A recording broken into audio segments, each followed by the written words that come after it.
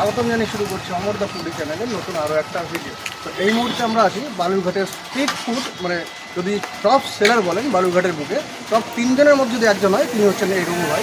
তো আজকে আমরা তার দোকানে আছি, খাবার টেস্ট করে আপনাদেরকে জানাচ্ছি। লোকেশনটা বলে দিই আপনাদেরকে, এই যে বিশ্বাসপাড়া মোড় থেকে এগিয়ে ডাঙ্গি ভাইয়ের দোকান নামে একটা ডালপুর যে বিক্রি হয় সকালে হাতের ডান দিকে, ওখানে এখন রঘু ভাই বসছেন, কিন্তু আগে পেট্রোল পাম্পের আশেপাশে বসতেন। এখন আমরা দাঁড়িয়ে আছি বালুরঘাটের জনপ্রিয় একজন স্ট্রিট ফুড বিক্রেতা রঘু ভাই। তো সবার আগে ওনার নামটা জেনে নেবো। আপনার নাম? আমার নাম গৌতম সিং, কিন্তু লোকের চেনে হচ্ছে রঘু ভাই পাওয়া রঘু ভাই নেই। বহু বছর ধরে বালুরঘাটের স্ট্রিট ফুড উনি বেঁচে আসছেন, এক নামে সবাই চেনে রঘু ভাই। তো আপনার এই দোকানের ওপেনিং এর মানে টাইমিংটা কখন থেকে কখন? এখন আপাতত একটু লেট হচ্ছে, 8টা-7টার দিকে আসতেছি। আর মোটামুটি 10:30 11টা। 8টার পর থেকে 11টা অব্দি পাওয়া যাবে। আর কোনোদিন বন্ধ রাখেন দোকান? এমনি সেরকম ফিক্স ডেট নাই, নর্মালি কোনো কাজ বা সমস্যা থাকলে তখন হচ্ছে। কি কি আইটেম রাখছেন? এখন আপাতত বিরিয়ানি আছে, ললিপপ, চিকেন চাপ। রঘু ভাইয়ের সঙ্গে গল্প করতে করতে হাতে আমাদের চিকেন ললিপপ হাজির, সঙ্গে একটা চাটনি ছিল, তার সঙ্গে পেঁয়াজ এবং কাঁচা লঙ্কা। এটাই একটা কামড় বসালাম, একদম পাতলা একটা কোডিং আছে ললিপপে, খেতে একদম দুর্দান্ত, অনবদ্য খেতে। গেলে কিন্তু অবশ্যই আপনারা ট্রাই করবেন। আমি জানি বালুরঘাটে প্রচুর লোক আছেন যারা এটা ট্রাই করে ফেলেছেন অলরেডি।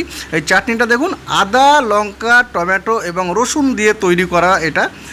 বাকিটা যে বা যারা খেয়েছেন তারা জানেন রঘু ভাইয়ের টেস্ট কেমন। আর সাইজটা আমার একটু ছোট মনে হয়েছে, বাকি ঠিকঠাক। ফ্রেশ চিকেন ইউজ করা হয়েছে।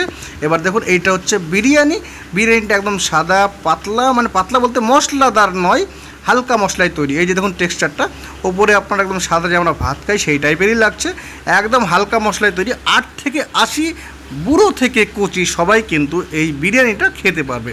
এই যে বিরিয়ানিটা দেখুন, এটা হাফ প্লেট নিয়েছিলাম, এর দাম 70 টাকা, ফুল প্লেট 100 টাকা। হাফ প্লেটেই আমি মাংস খুঁজেই দেখুন 4 পিস মাংস অলরেডি পেয়ে গেছি। এই করতে করতে 1 পিস আমার টপ করে পড়ে গেল, এবং তার সঙ্গে পেঁয়াজ চাটনি দিয়ে কিন্তু এটা সার্ভ করা হয়। সেদিন রাতে বৃষ্টির মধ্যেই গিয়েছিলাম, তো বড় ভাই ছিল সঙ্গে, বড় ভাইকে একটু খাইয়ে দিলাম, কারণ ওর অলরেডি পেট ভরা ছিল। কিন্তু এই বৃষ্টির মধ্যেও যে রঘু ভাইয়ের এত ক্রেজ, একের পর এক কাস্টমার আসতেই আছে। ওনার সঙ্গে কথা বলার জন্য কিন্তু আমার খাওয়া দাওয়ার পরেও 10 থেকে 12 মিনিট দাঁড়িয়ে থাকতে হয়েছিল। এই দেখুন, বড় ভাইয়ের মুখে এক টুকরো ভাঙা মাংস দিয়ে দিলাম, বড় ভাই এদিকে খাচ্ছে।